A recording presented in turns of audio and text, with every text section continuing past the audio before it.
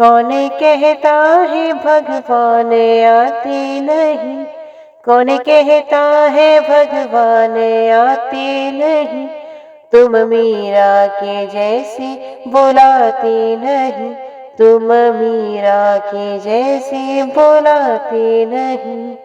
जय श्री कृष्ण। यद्यपि श्री कृष्ण वसुदेव तथा देवकी के असली पुत्र थे, किंतु कंस के अत्याचारों के कारण वे अपने पुत्र का जन्मोत्सव नहीं मना सके। फिर भी धर्मपिता नंद महाराज ने अत्यंत उत्साह के साथ श्री कृष्ण का जन्मोत्सव मनाया।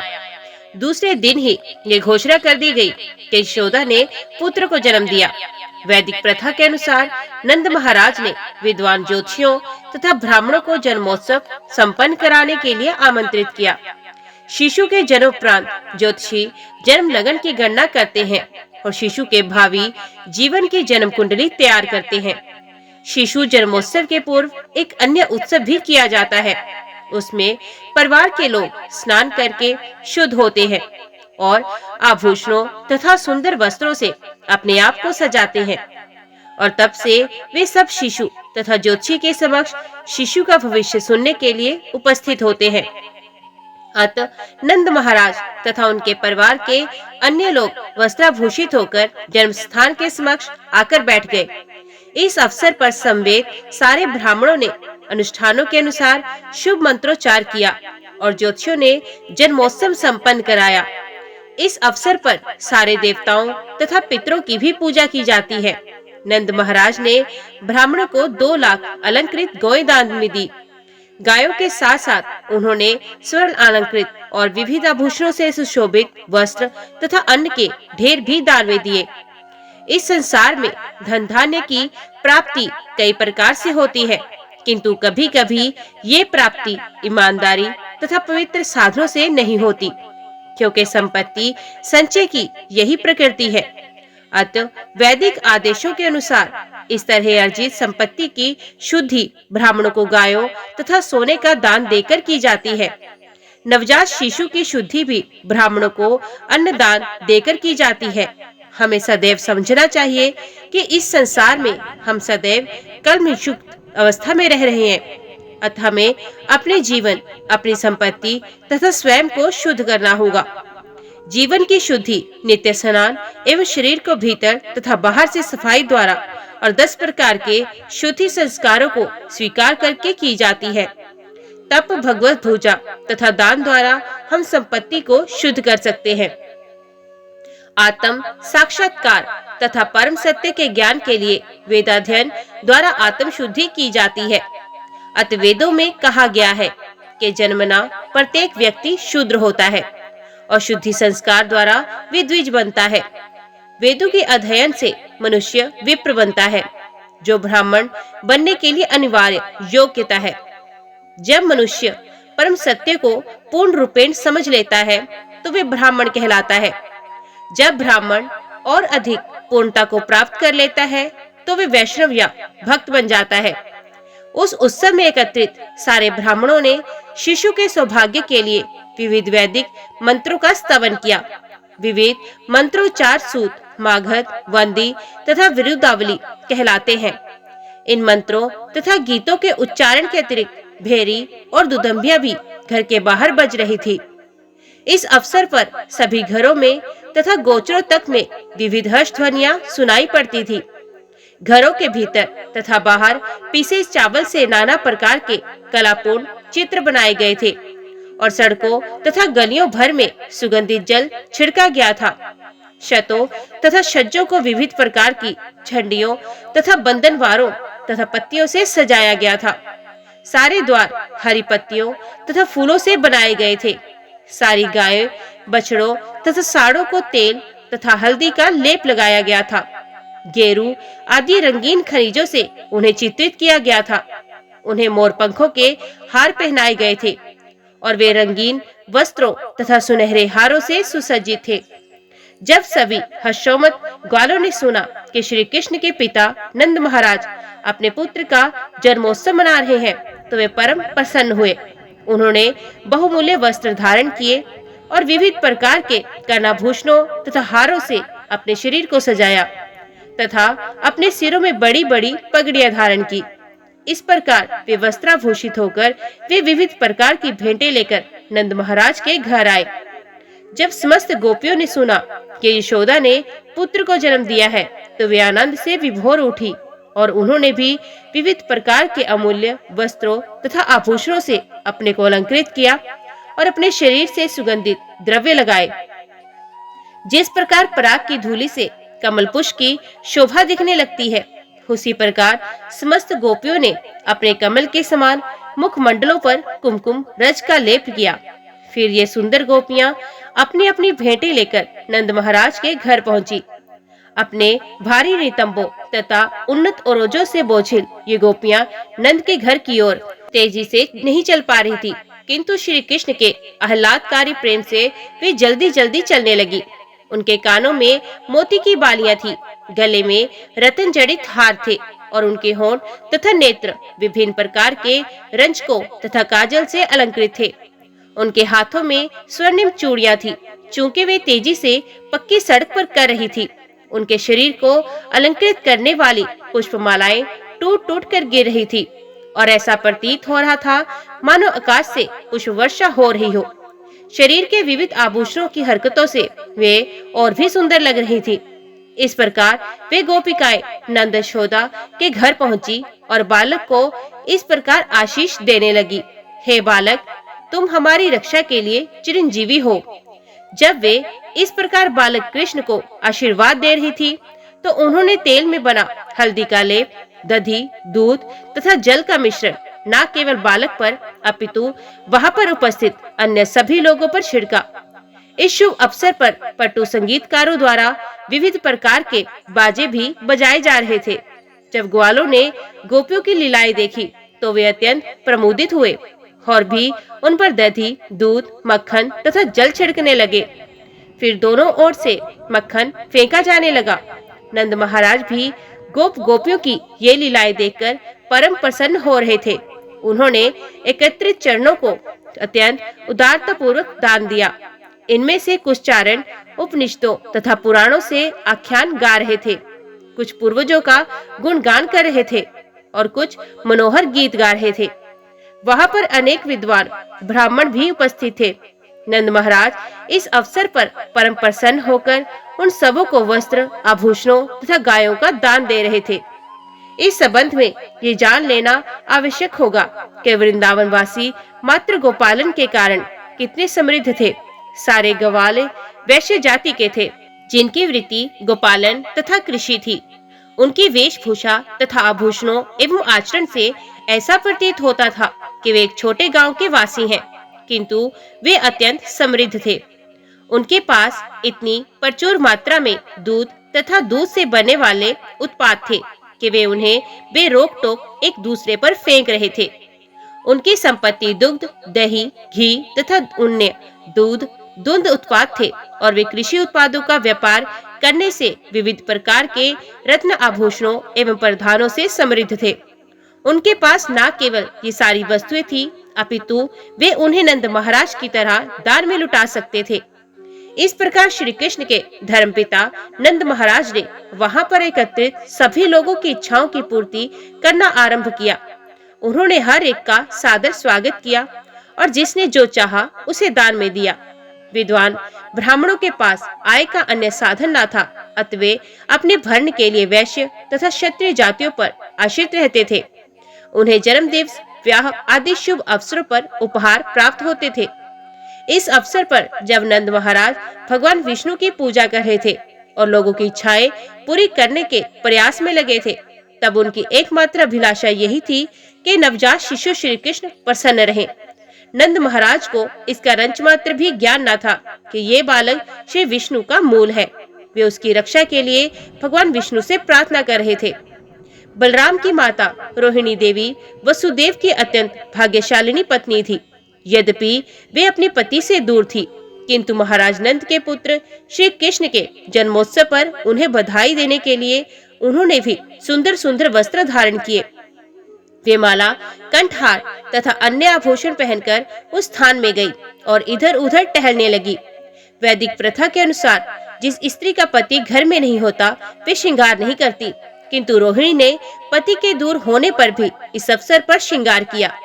श्री कृष्ण जन्मोत्सव के वैभव से ये सुस्पष्ट है कि उस समय वृंदावन सभी प्रकार से संपन्न था। चूंकि भगवान श्री कृष्ण ने राजा नंद तथा माता यशोदा के घर में जन्म लिया, अतः लक्ष्मी देवी को वृंदावन में अपना ऐश्वर्य प्रकट करना ही पड़ा। ऐसा प्रतीत हो रहा था मानो वृंदावन पहले से लक्ष्मी देवी की क्रीड़ा स्थली बन चुका हो। जन्मोत्सव के बाद नंद महाराज ने कंस सरकार का वार्षिक कर चुकता करने के उद्देश्य से मथुरा जाने का निश्चय किया। जाने से पूर्व उन्होंने गांव के सक्षम ग्वालों को बुलाया और अपनी अनुपस्थिति में वृंदावन की देखरेख करने का आदेश दिया। जब नंद महाराज मथुरा आए तो वसुदेव को समाचार मिला और वे अपने मित्र को बधाई देने के लिए परम उत्सुक हुए। वे तुरंत उस स्थान में गए जहां नंद महाराज ठहरे थे। जब नंद ने वसुदेव को देखा तो उन्हें लगा मानो नया जीवन दान मिला हो। नंद भी वाव विभोर होकर खड़े हो गए और उन्होंने वसुदेव का आलिंगन किया। वसुदेव का स्वागत करके उन्हें सुंदर आसन पर बिठाया। उस समय वसुदेव अपने उन दोनों पुत्रों के लिए उत्सुक थे जिन्हें नंद की जानकारी के बिना उनके संरक्षण में रखा गया था। वसुदेव ने अत्यंत चिंतापूर्वक उनके विषय में पूछताछ की। श्री कृष्ण और बलराम दोनों ही वसुदेव के पुत्र थे। बलराम को वसुदेव की ही पत्नी रोहिणी के गर्भ में स्थानांतरित किया गया था, किंतु रोहिणी को नंद महाराज के संरक्षण में रखा गया था। श्री कृष्ण यशोदा को उनकी पुत्री के बदले में ले जाकर साक्षात सौंपे गए थे। नंद महाराज जानते थे कि बलराम वसुदेव के पुत्र हैं, किंतु उन्हें यह ज्ञात नहीं था कि श्री कृष्ण भी वसुदेव के ही पुत्र हैं। वसुदेव को पता था, अतः उन्होंने उत्सुकता से श्री कृष्ण तथा बलराम दोनों की ही कुशल क्षेम पूछी। फिर वसुदेव ने नंद को संबोधित करते हुए कहा, बंधुवर, इस वृद्धावस्था में आपकी परम इच्छा थी कि पुत्र उत्पन्न हो, किंतु आपके कोई पुत्र उत्पन्न ना हुआ। अब श्री भगवान की कृपा से आपको सुंदर पुत्र की प्राप्ति हुई। मेरे विचार से ये अवसर आपके लिए अत्यंत शुभ है। हे मित्र, मुझे तो कंस ने बंदी बना लिया था और अब मैं मुक्त कर दिया गया हूँ। अतएव मेरे लिए ये नया जन्म है। मुझे आशा नहीं थी कि आपके दर्शन कर सकूंगा, किंतु ईश्वर की कृपा से मैं आपको देख रहा हूँ। वासुदेव ने श्री कृष्ण के संबंध में इस तरह अपनी चिंता व्यक्त की। श्री कृष्ण को गुप्त रूप से माता यशोदा की शैया में भेजा गया था और अब उनके जन्मोत्सव को धूमधाम से मनाने के बाद नंद मथुरा आए थे। अतः वसुदेव अत्यंत प्रसन्न हुए और बोले, ये मेरा नया जन्म है। उन्होंने कभी ये आशा नहीं की थी कि श्री कृष्ण जीवित रह पाएंगे, क्योंकि कंस ने उनके अन्य सभी पुत्रों का वध कर दिया था। वसुदेव कहते हैं, प्रिय मित्र, हम दोनों का एक साथ रह पाना कठिन है। यद्यपि हमारे कुटुंब तथा कुटुंबी पुत्र तथा पुत्रियां हैं, किंतु प्रकृति के नियम स्वरूप हम प्राय एक दूसरे से पृथक रहते हैं। इसका कारण ये है कि प्रत्येक जीवात्मा विभिन्न सकाम कर्मों के फलस्वरूप इस पृथ्वी पर जन्म लेता है, और यद्यपि वे सब एक स्थान पर एकत्रित होते हैं, किंतु दीर्घ काल तक उनका इकट्ठा रहना निश्चित नहीं है। हर एक को अपने काम कर्मों के अनुसार पृथक पृथक ढंग से कार्य करना होता है और इस प्रकार विलग हो जाना पड़ता है। उदाहरणार्थ, सागर की लहरों पर अनेक पौधे तथा लताएं तैरती हैं। कभी वे पास पास रहते हैं तो कभी सदा के लिए बिछुड़ जाते हैं। एक पौधा इधर जाता है तो दूसरा उधर। इसी प्रकार जब हम साथ साथ रहते हैं तो हमारी पारिवारिक संगति अत्यंत सुंदर लगती है, किंतु काल की तरंगों के फलस्वरूप कुछ समय बाद हम विलग हो जाते हैं। वसुदेव के ऐसा कहने का तात्पर्य ये है कि यद्यपि देवकी के गर्भ से उन्हें 8 पुत्र प्राप्त हुए थे, किंतु दुर्भाग्यवश वे सभी जाते रहे। यहाँ तक कि वे अपने एक पुत्र श्री कृष्ण को भी अपने पास नहीं रख सके। वसुदेव को उसका वियोग अनुभव हो रहा था, किंतु वे असली बात अभिव्यक्त कर ना सके। उन्होंने कहा, कृपया मुझे वृंदावन का कुशल क्षेम बताएं। आपके पास इतने सारे पशु हैं, वे सभी प्रसन्न तो है ना? उन्हें पर्याप्त घास तथा पानी तो मिल रहा है ना? मुझे ये भी बताएं, इस समय आप जहाँ रह रहे हैं वे स्थान उपद्रव से मुक्त तथा शांत तो है ना? वसुदेव ने श्री कृष्ण की कुशलता जानने के उद्देश्य से ही इतने सारे प्रश्न किए। उन्हें ज्ञात था कि कंस तथा उसके अनुयायी नाना प्रकार के असुरों को भेजकर श्री कृष्ण का वध करने का प्रयत्न कर रहे थे। वे सब पहले ही ये निर्णय ले चुके थे कि कृष्ण जन्म के बाद 10 दिनों के भीतर उत्पन्न सारे बालकों का वध कर दिया जाए। चूंकि वसुदेव श्री कृष्ण के विषय में अत्यधिक चिंतित थे, इसलिए उन्होंने उनके निवास स्थान की सुरक्षा के विषय में पूछा। उन्होंने बलराम तथा उनकी माता रोहिणी का भी समाचार पूछा, जिन्हें नंद महाराज को सौंप दिया गया था। वसुदेव ने नंद महाराज को ये भी स्मरण दिलाया कि बलराम अपने असली पिता को नहीं जानता, वे आपको ही अपना पिता जानता है। और अब आपके पास दूसरा पुत्र श्री कृष्ण भी हो गया। मेरे विचार से आप इन दोनों की ठीक से देखभाल कर रहे हैं। ये भी महत्वपूर्ण बात है कि वसुदेव ने नंद महाराज के गोधन की कुशल क्षेम पूछी। पशुओं की और विशेष रूप से गायों की रक्षा अपनी संतान की ही भांति की जाती थी। वसुदेव क्षत्रिय थे और नंद महाराज वैश्य थे। क्षत्रिय का धर्म है प्रजा की रक्षा करे और वैश्य का धर्म है गायों का सुरक्षा प्रदान करे। गाय उतनी ही महत्वपूर्ण है जितनी के प्रजा। जिस प्रकार से प्रजा को सभी प्रकार की सुरक्षा प्रदान की जाती है, उसी तरह गायों की भी की जानी चाहिए। वसुदेव कहते रहे कि धर्म पालन, आर्थिक विकास तथा काम के कार्य परिजनों, राष्ट्रों तथा संपूर्ण मानवता के सहयोग पर निर्भर करते हैं। अतः प्रत्येक व्यक्ति का कर्तव्य है कि उसके नागरिकों तथा गायों को कोई कष्ट न पहुंचे। उसे अपने बंधुओं तथा पशुओं की शांति तथा सुविधा का ध्यान रखना चाहिए। तभी धर्म, अर्थ तथा काम की प्राप्ति सरलता से हो सकती है। वसुदेव को दुख था कि वे देवकी से उत्पन्न अपने ही पुत्रों का संरक्षण प्रदान करने में असमर्थ रहे। उन्हें लग रहा था कि वे धर्म, अर्थ तथा काम सभी खो बैठे हैं। ये सुनकर नंद महाराज ने उत्तर दिया, हे प्रिय वसुदेव, मुझे पता है कि आप देवकी से उत्पन्न सारे पुत्रों के कंस द्वारा वध किए जाने के कारण अत्यंत संतप्त हैं। यद्यपि अंतिम शिशु कन्या थी, किंतु कंस उसे मार नहीं पाया, वे स्वर्गलोक में चली गई। हे मित्र, शोक न करें, हम सभी अपने विगत अदृश्य कर्मों द्वारा नियंत्रित हैं। प्रत्येक व्यक्ति अपने पूर्व कर्मों के वश में है और जो कर्म तथा फल के दर्शन से परिचित है, वही ज्ञानी मनुष्य है। ऐसा मनुष्य सुख या दुख से शोकाकुल नहीं होता। तब वसुदेव ने उत्तर दिया, प्रिय नंद, यदि आप सरकारी कर का भुगतान कर चुके हो तो शीघ्र ही अपने स्थान को लौट जाएं, क्योंकि मेरे विचार से गोकुल में उत्पात हो सकता है। नंद महाराज तथा वसुदेव में इस मैत्रीपूर्ण वार्ता के बाद वसुदेव अपने घर चले आए। कर चुकाने के बाद नंद महाराज तथा उनके साथ मथुरा आया ग्वाल वृंद भी लौट गया। जब नंद महाराज घर लौट रहे थे तो उन्होंने वसुदेव द्वारा दी गई इस चेतावनी पर कि गोकुल में कुछ उत्पात हो सकता है विचार किया। निश्चय ही ये सलाह मैत्रीपूर्ण थी और असत्य न थी। अतः नंद ने सोचा, इसमें अवश्य ही कुछ न कुछ सच्चाई है, और डर के मारे वे श्री भगवान की शरण लेने लगे। संकट आने पर भक्त के लिए स्वाभाविक ही है कि वे श्री कृष्ण का चिंतन करें, क्योंकि उसके लिए अन्य कोई आश्रय नहीं होता। जब शिशु संकट में होता है तो अपने माता पिता का आश्रय लेता है। इसी प्रकार भक्त सदैव श्री भगवान की शरण में रहते हैं, किंतु जब उसे कोई विशेष संकट दिखता है तो वे तुरंत ईश्वर का स्मरण करता है। अपने मंत्रों से मंत्रणा करने के बाद कंस ने पूतना नामक डायन को, जो छोटे छोटे बच्चों को अत्यंत निसंतान पूर्वक मारने का इंद्रजाल जानती थी, आदेश दिया कि वे शहरों, ग्रामों तथा चारागाहों में जाकर सारे बच्चों का वध कर दे। ऐसी डाइनें अपना इंद्रजाल वहीं फैला सकती थी जहाँ श्री कृष्ण के पवित्र नाम का कीर्तन या श्रवण नहीं होता।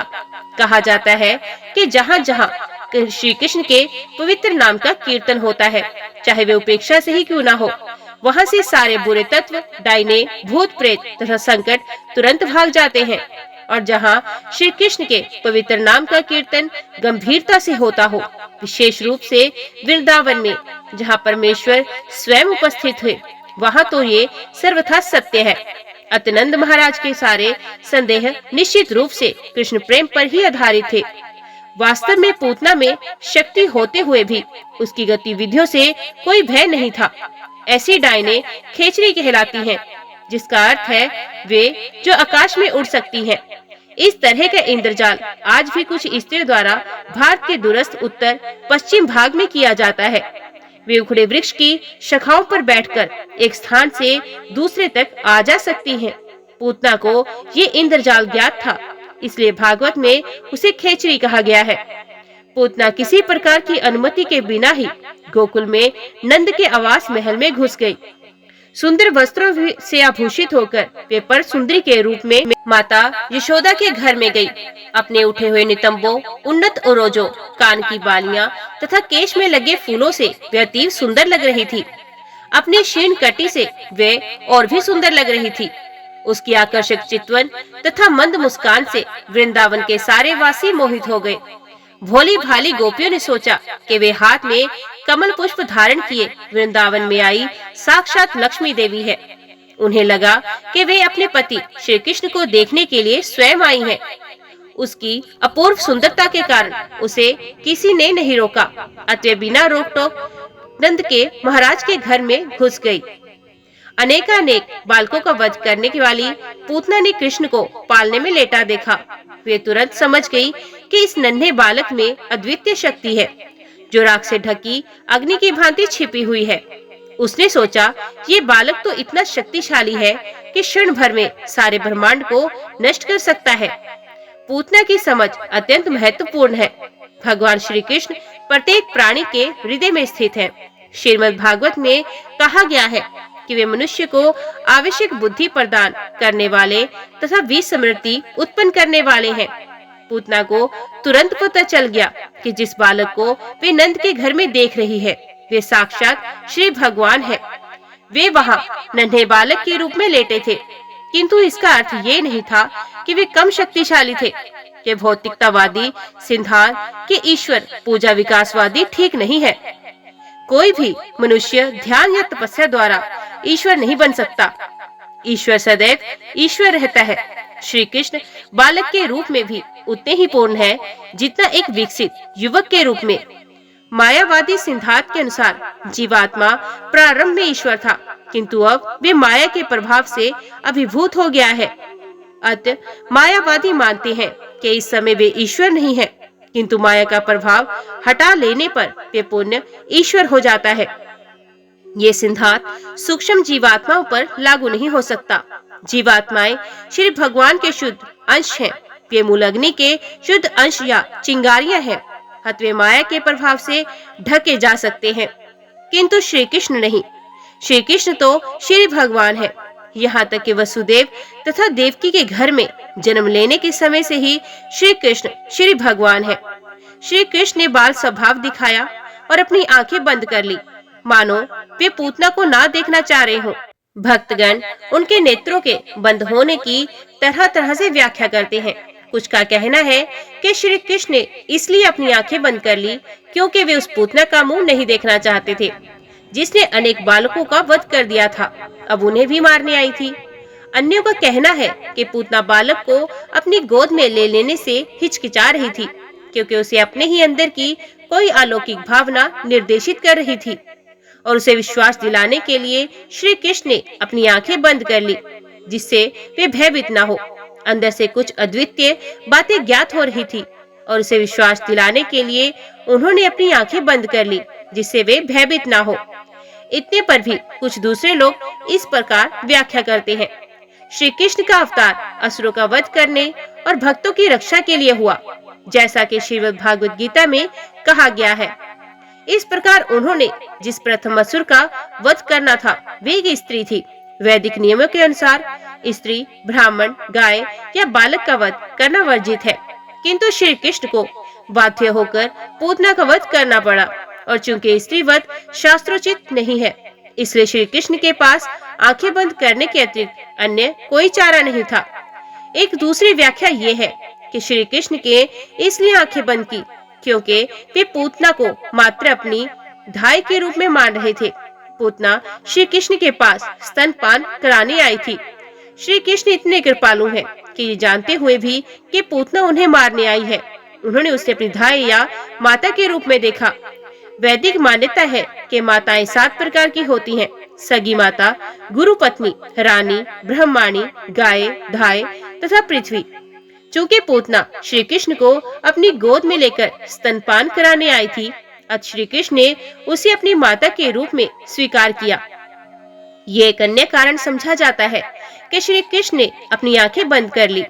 अब उन्हें धाय या माता का वध करना था, इसलिए उन्होंने अपनी आंखें बंद की। किंतु उन्होंने अपनी माता या धाय के वध करने तथा अपनी सगी माता या धर्म माता यशोदा के प्रति प्रेम करने में कोई अंतर नहीं रखा। हमें वेदों से यह भी जानकारी मिलती है कि पूतना के साथ भी मातृवत व्यवहार किया गया और यशोदा के साथ ही उसे भी इस संसार से मुक्ति प्राप्त हुई। जब बालक कृष्ण ने आंखें बंद कर ली तो पूतना ने उन्हें अपनी गोद में उठाया। उसे यह ज्ञात नहीं था कि वे साक्षात मृत्यु को पकड़े हुए हैं। यदि मनुष्य धोखे से सर्प को रस्सी मान बैठता है तो उसकी मृत्यु हो जाती है। इसी प्रकार श्री कृष्ण से भेंट होने के पूर्व पूतना अनेक बालकों का वध कर चुकी थी और उसने श्री कृष्ण को भी उन जैसा ही समझा। किंतु अब वे एक सांप को पकड़ने जा रही थी जो उसे तुरंत मार देगा।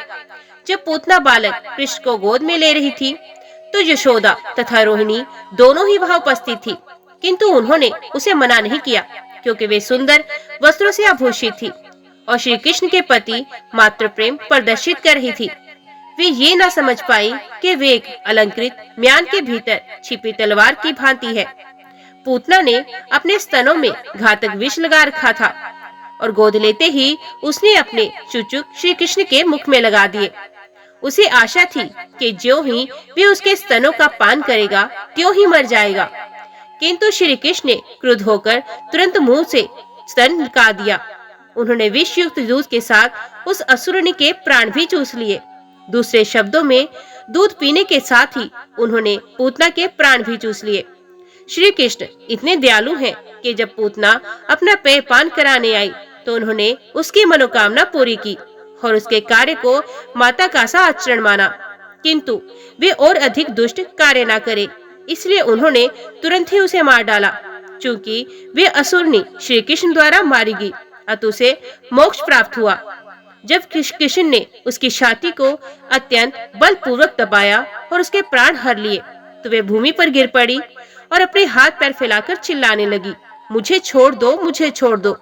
वे जोर से चिल्ला रही थी और उसका सारा शरीर पसीने से तर था। जब रोदन करती पूतना मर गई तो चारों ओर पृथ्वी तथा आकाश में उच्च तथा निम्न लोगों में तथा सभी दिशाओं में भयानक कंपन हुआ और लोगों ने सोचा कि कोई वज्रपात हुआ। इस प्रकार पूतना के इंद्रजाल का दुस्वप्न दूर हुआ और उसने एक विराट असुरनी जैसा अपना वास्तविक स्वरूप धारण कर लिया। उसने अपना भयानक मुंह खोल दिया और अपने हाथ पैर फैला लिए। वे उसी प्रकार गिर पड़ी जिस प्रकार इंद्र के वज्र प्रहार से वृत्तासुर गिर पड़ा था। उसके सर के लंबे लंबे केश उसके पूरे शरीर पर बिखर गए। उसका गिरा हुआ शरीर 12 मील तक फैला था, जिसके गिरने से सभी वृक्ष चूर चूर हो गए। जिस किसी ने उसके विशाल शरीर को देखा वे आश्चर्यचकित था। उसके दांत खुदी हुई सड़कें लग रहे थे और उसके नथुने पर्वत कंदराओं के समान प्रतीत हो रहे थे। उसके स्तन छोटी छोटी पहाड़ियों जैसे लग रहे थे और उसके केश विशाल लालाब झाड़ी के समान। उसकी आंख के गड्ढे अंधकूपों के तुल्य, दोनों जांघें नदी के दोनों किनारे के सदृश, उसके दोनों हाथ दृढ़ निर्मित सेतुओं के समान तथा उसका उदर सूखे सरोवर की तरह लग रहा था। इसे देखकर सारे ग्वाले तथा गोपियां आश्चर्य एवं भय से चकित थी। उसके गिरने से जो घोर शोर हुआ उससे उनके मस्तिष्क तथा कानों पर आघात लगा और उनके हृदय तेजी से धड़कने लगे। जब गोपियों ने उन्हें श्री कृष्ण को पूतना की गोदी में निर्भीक हिलते पाया तो वे तुरंत आ गई और उन्हें उठा लिया। माता यशोदा, रोहिणी तथा अन्य वृद्धा गोपियां ने तुरंत ही चवर लेकर उनके शरीर की परिक्रमा करते हुए शुभ अनुष्ठान संपन्न किए। बालक को गोमूत्र से पूरी तरह नहलाया गया तथा पूरे शरीर में गोखुर से उठधूली लगाई गई। उसका उद्देश्य नन्हे श्री कृष्ण को भविष्य के शुभ घटनाओं से बचाना था। इस घटना से पता चलता है कि परिवार, समाज तथा प्राणी मात्र के लिए गाय की कितनी महत्वता है। श्री कृष्ण के दिव्य शरीर के लिए किसी संरक्षण की आवश्यकता नहीं थी, किंतु हमें गाय की महत्ता का उपदेश देने के लिए श्री भगवान के ऊपर गोबर का लेप किया गया। गोमूत्र से उन्हें नहलाया गया और गायों के चलने से उठी धूल उन पर छिड़की गई। इस शुद्धिकरण संस्कार के बाद यशोदा, रोहिणी समेत गोपियों ने विष्णु के नामों का उच्चारण किया, जिससे श्री कृष्ण के शरीर को समस्त कुप्रभावों से पूरी सुरक्षा प्राप्त हो सके। उन्होंने अपने हाथ पैर धोए और 3 बार जल का आचमन किया, जैसा कि मंत्रोच्चार के पूर्व करने का रिवाज है। उन्होंने इस प्रकार मंत्रोच्चार किया, हे कृष्ण, आज नाम से विख्यात भगवान आपके पांवों की रक्षा करे। मणिमान श्री भगवान आपके घुटनों की और श्री भगवान यज्ञ आपके जांघों की रक्षा करे। श्री भगवान अच्युत आपकी कमर के ऊपर भाग की और श्री भगवान हयग्रीव आपके उदर की रक्षा करे। केशव आपके हृदय की रक्षा करे। श्री भगवान ईश आपके वक्षस्थल की रक्षा करें। श्री भगवान सूर्य आपकी गर्दन की रक्षा करे। भगवान विष्णु आपकी भुजाओं की रक्षा करे। श्री भगवान उरुक्रम आपके मुख की रक्षा करे। श्री भगवान ईश्वर आपके सर की रक्षा करे। श्री भगवान चक्रधर आपके आगे से तथा श्री भगवान गदाधर आपके पीछे से रक्षा करे। धनुषधारी भगवान मधुसूदन आपकी दाईं ओर से और भगवान अर्जुन आपकी बाईं ओर से रक्षा करें। भगवान उरुगाय अपने शंख से आपकी सभी ओर से रक्षा करें। भगवान उपेंद्र आपके ऊपर से रक्षा करें। भगवान ताक्षर्य पृथ्वी तक आपकी रक्षा करें। भगवान हलधर आपके चारों ओर से रक्षा करें। भगवान ऋषिकेश आपके समस्त इंद्रियों की रक्षा करें। भगवान श्री नारायण आपके श्वास की और श्वेत द्वीप के स्वामी नारायण आपके हृदय की और योगेश्वर मन की रक्षा करें। वृश्चिकगर्भ आपकी बुद्धि की रक्षा करे। श्री भगवान आपकी आत्मा की रक्षा करे। आपके खेलते समय भगवान श्री गोविंद आपकी चारों दिशाओं से रक्षा करे।